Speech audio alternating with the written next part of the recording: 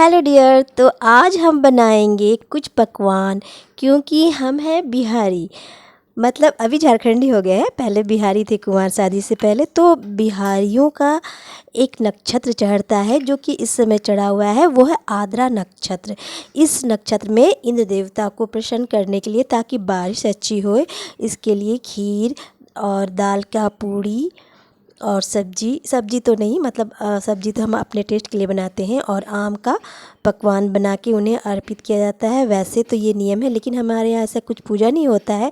लेकिन इस नक्षत्र चढ़ने पर, आद्रा नक्षत्र जिसको कहते हैं, ये बनाकर खाना बहुत ही शुभ होता है और ये खाना ही चाहिए।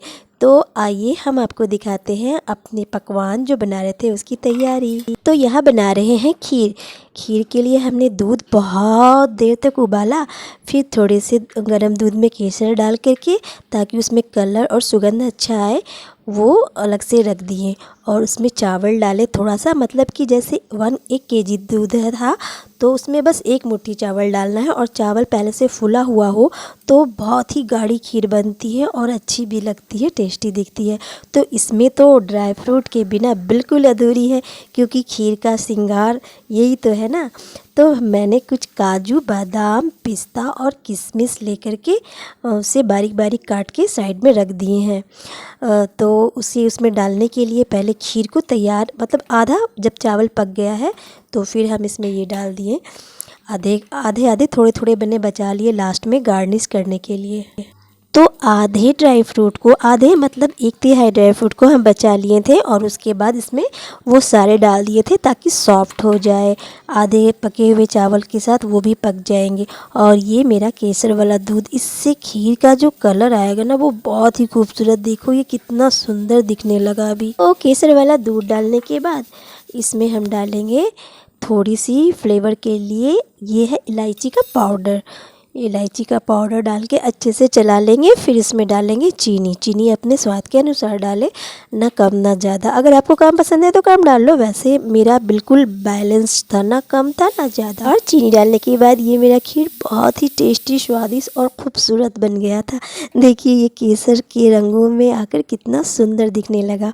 और बचे हुए ड्राई फ्रूट्स जो मैंने बचा के रखे थे, उसके साथ उसको पूरा डेकोरेशन कर दिए और एकदम लजीज दिख रहा था। ठीक है, उसके बाद नेक्स्ट प्रोसेस शुरू करते हैं दाल की पूड़ी का। तो इसके लिए हम दाल अच्छी तरह से धो के फुला लिए थे कुछ देर, और उसकी कुकर में थोड़ा सा जीरा और सूखी लाल मिर्च का तड़का लगा के उसे कुछ देर 2-4 सीटी दिलवा लिए थे, ताकि वो बिल्कुल अच्छी तरह से गल जाए। तो यहाँ मैं तेल डाल करके उसमें तड़का डाल रही हूँ, और ये तड़का में जा रहा है ज़ीरा और सूखी मिर्च। और हम ना यहाँ एक बहुत बड़ी गलती कर दी थी कि पानी बहुत सारा डाल दिए थे। और इसमें कुछ मसाले भी जाएंगे, जैसे हल्दी, मिर्च की पाउडर, आपका जो टेस्ट हो आप उस अनुसार डाल सकते हो। और तड़का डाल के अच्छे से इसमें भून लिए थे, ताकि उसमें खूब सौंधा सा एक खुशबू आ जाए। और हाँ, इसमें कुछ मसाला भी डालिए, और इसमें डालेंगे कुछ मसाले, हल्दी, मिर्च, नमक, ज़ीरा, धनिया पाउडर। और आपको अगर गरम मसाला डालना हो तो आप वो भी डाल सकते हो, मैंने नहीं डाला था। और इसमें 2, 4, 5, 6 सीटी लगा दीजिए, ताकि दाल अच्छी से गल जाए। और दाल अच्छी से गल जाने के बाद ये ढक्कन खोले तो मेरा यहाँ पानी बहुत ज़्यादा पड़ गया था। पानी मुझे कम डालना था, लेकिन अब जो हो गया सो हो गया। पानी ज़्यादा डल गया, मगर कोई बात नहीं। इसको हम अच्छे से भून लिए, थोड़ा गैस में टाइम ज़्यादा लगा, ताकि वो पानी सारा सुखा करके उसे हम और बहुत देर तक, थोड़ी देर तक, मतलब जब तक पानी पूरा सूख ना जाए, बिल्कुल ऐसा एक पेस्ट के रूप में जब तक ना हो गया, हम उसे अच्छे से भून लिए। और साथ साथ उसको मैश भी करते गए, ताकि उसका रोटी पूड़ियों के अंदर भरे तो वो पूड़ी फटे ना। इस तरह से मेरी ये फीलिंग तैयार हो गई थी, जिससे हम पूड़ियों के अंदर भरने वाले थे। और ये नीचे कुछ ज़्यादा ही सूख के सट गया था, तो उसमें को निकालने में थोड़ा टाइम लगा। और अब इसके बाद आटे की तैयारी कर लिए थे, ताकि आटा पहले से गूंद के रखना था। तो इसमें हम चुटकी भर अजवाइन को डाल दिए, और नमक, और मोयन के लिए थोड़ा सा रिफाइंड ऑयल, आप घी भी डाल सकते हो। और उसके बाद ना ही बहुत टाइट और ना बहुत ज़्यादा सॉफ्ट, एकदम नरम मुलायम आटा को मिक्स करके साइड में रख दें कुछ देर के लिए, ताकि आटा को तुरंत सान के यूज़ करने से ना वो अच्छा बैटर नहीं बनता, बैटर डो नहीं बनता है। और उसके बाद वो कुछ अगर पराठा पूरी बनाए तो वो भी अच्छा नहीं बनता है। तो इसके लिए अगर आप आधा घंटा उसे रेस्ट करने रख देते हैं तो वो जो भी बनाओगे उसके बाद उस डो से वो बहुत ही मुलायम और सॉफ्ट बनती है। और मेरी पूरियाँ भी बहुत ही सॉफ्ट बनी। अब कर लेते हैं सब्जी की तैयारी। तो यहाँ हम बना रहे थे आलू और बैगन की सब्जी। उसके लिए सबसे पहले तो हमें सब्जियों को काटना होता है, ये कोई बताने की ज़रूरत नहीं है, मगर फिर भी ये हम बहुत ही गोल एक बहुत खूबसूरत सा बैगन था मेरे पास, तो वो हम उसे काट करके धो करके पानी में डाल दिए और उसमें बिल्कुल ही कम मसालों के साथ इस सब्ज़ी को हम बनाए थे। और वो भी बहुत ही टेस्टी बनी थी, क्योंकि ज़्यादा अदरक लहसुन मिर्चा पाउडर मतलब पाउडर ही डाले थे, कुछ पेस्ट नहीं बनाए थे। तो अपने हिसाब से जिस आकार में आप अपने सब्जियों को काटते हो वैसे ही काट लो अच्छे से। और बैगन को काटने से पहले उसे पानी में रखना पड़ता है ना, क्योंकि कहते हैं उसमें कड़वापन आ जाता है। अगर पानी में रखते हैं ना तो कड़वापन रहता है पहले से, अगर पानी में रखते हैं तो वो कड़वापन निकल जाता है। और आलू को भी पहले से काट के रखना चाहिए ताकि उसका स्टार्च, जो एक्स्ट्रा स्टार्च रहता है वो निकल जाता है। तो इसलिए पहले से सब्जी को काट के उसको पानी में डाल के उसको रख दिए थे कुछ देर के लिए। और सब्ज़ी काटना भी ना बहुत ही एक्स्ट्रा टाइम लग जाता है, बहुत ही बड़ा काम है। लोग कहते हैं कि सब्ज़ी काटना क्या है, लो हम काट देते हैं, मगर ऐसा नहीं है। उसे छीलो अच्छी तरह से, धो, पानी में डालो। ये भी इसमें अगर पहले से ना करके रखा जाए और तुरंत खाना बनाने में तो 15 से 20 मिनट इसमें लग ही जाते हैं। तो इस तरह से इसमें हम डाले एक कढ़ाई में थोड़ा सा तेल और पचफोड़न के बाद ये आलू बैगन को हम उसमें डाल दिए थे। और मेरे पास कुछ चना फुला हुआ था, क्योंकि वो फिर एक्स्ट्रा कुछ फ्लेवर आ जाए बोल करके उसमें डाल दिए थे। वैसे टेस्ट बहुत ही अच्छा आया था। और इसमें आलू बैगन में एक टमाटर तो ज़रूरी डालना चाहिए, ताकि बैगन में जो हल्का सा कड़वापन रहता है ना, अगर कहते हैं टमाटर उससे काट देता है और उससे स्वाद भी बढ़ता है। तो हमारे यहाँ जब भी बैगन की सब्ज़ी बनती है तो टमाटर डालना भाई साहब बिल्कुल मस्ट है, नहीं तो फिर वो टेस्ट ही नहीं आता है। और जो लोग टमाटर नहीं डालते हैं वो लोग कुछ एक्स्ट्रा इमली वगैरह डालते हैं।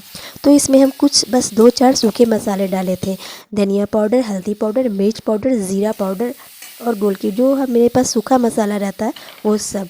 और उसके बाद वो ये कटा हुआ टमाटर ऐड किए और हल्का सा उसे फ्राई किए और उसके बाद नमक डाल के ढक करके 2-4 मिनट भूंज लिए। इसमें बिल्कुल भी कुछ भी एफर्ट नहीं लगाना है पीसने पासने का। और फिर पानी डाल के उसे आराम से 10 मिनट के लिए रेस्ट पे छोड़ दे। उसमें दम आने के बाद वो सब्जी बहुत ही लाजवाब, बहुत ही टेस्टी बनी थी।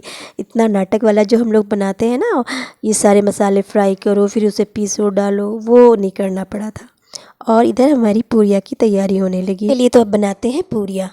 पूरियों के लिए हमारा आटा बिल्कुल भी सॉफ्ट हो चुका था और इसमें भरावन के लिए मतलब जो हमने वो फिलिंग बनाई थी दाल का, वो उसे बस आराम से छोटा छोटा गोला करके, चूँकि ये पेस्ट मेरा थोड़ा पानी ज़्यादा होने की वजह से एक वो भी डो हो गया था, सूखा भुरभुरा नहीं था।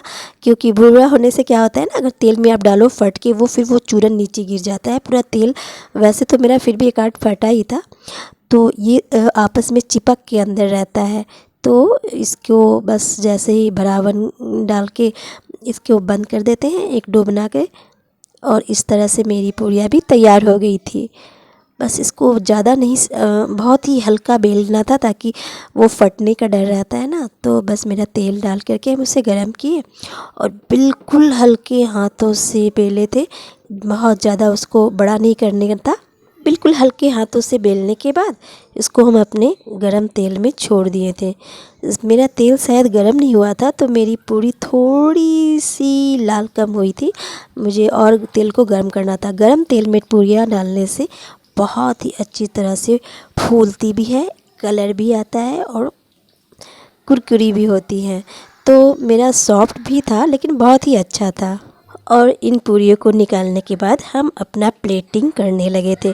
क्योंकि मैं रहती हूँ जॉइंट फैमिली में, तो मेरे साथ मेरी गोतनी, 2 बड़ी गोतनी है, सास है। तो मैं ऐसा जब भी कुछ पकवान बनाती हूँ तो सभी को पहले बांट के मतलब देती हूँ, चखने के लिए। उसके बाद फिर हम लोग अपना घर में यूज़ करते हैं।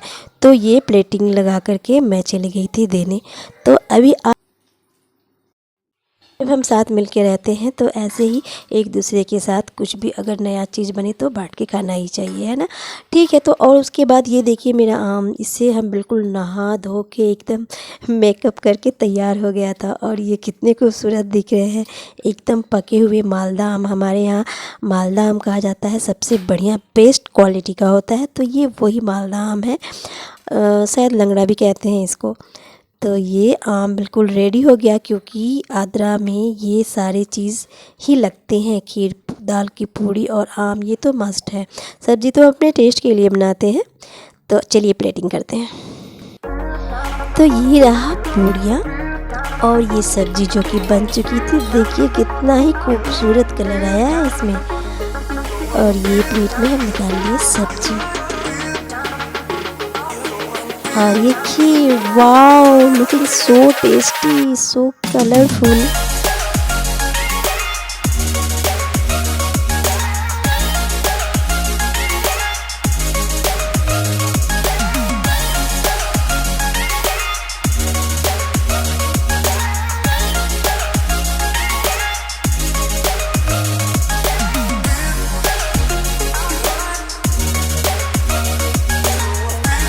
और ये मेरी थाली हो गई तैयार। और आप इस थाली को अपने घर बना के अपने हाथों का स्वाद का आनंद लीजिए। चलिए, हैप्पी आद्रा, बाय, फिर मिलते हैं।